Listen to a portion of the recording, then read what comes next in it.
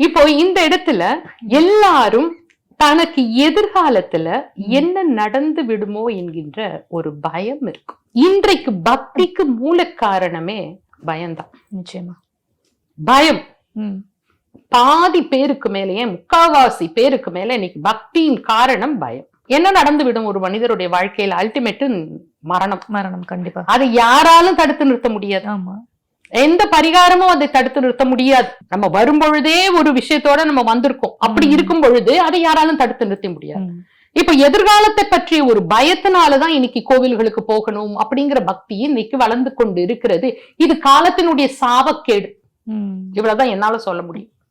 ஏன்னா இறைவனை உணர்ந்து கொள்வதற்காக, எனக்குள்ளாக இருக்கக்கூடிய அந்த இறைவனை நான் உணர வேண்டும் என்பதற்காக இறைவனை நான் தேடுகிறேன்.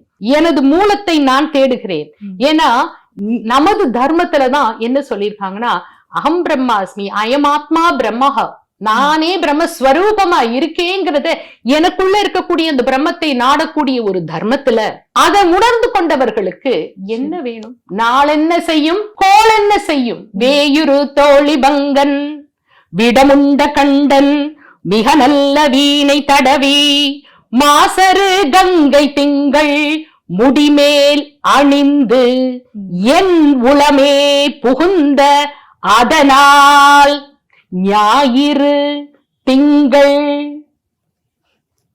புரியுதுங்களா? ஞாயிறு திங்கள் செவ்வாய் புதன் வியாழன் வெள்ளி சனி பாம்பிரண்டுமுடனே ராகுகேது ஆசரு நல்ல நல்ல அவை நல்ல நல்ல அடியாரவர்க்கு மிகவே. நம்மால என்ன பண்ணுவாங்கன்னா, ஞாயிறு திங்கள், ஐயோ எனக்கு சனி பிடிச்சிருக்கு.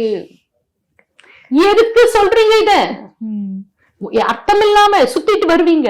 எனக்குங்க இது வந்துங்க குரு பயிற்சி நல்லா இல்லைங்க, அதனாலங்க இன்னைக்கு வந்துங்க பால் அபிஷேகம் பண்ண சொன்னாங்களுங்க. எங்க ஊர்ல பாஷையில பேசுறேன். அதனால பால் பாக்கெட் வாங்கிட்டு போனீங்களா, கொண்டு போய் தட்சிணாமூர்த்திக்கு அபிஷேகம் பண்ணிட்டு வரேனுங்க. என்னங்க இந்த சனி பாடாப்படுத்துதுங்க. எதற்கு இந்த பக்தின்னு கேக்குறேன்.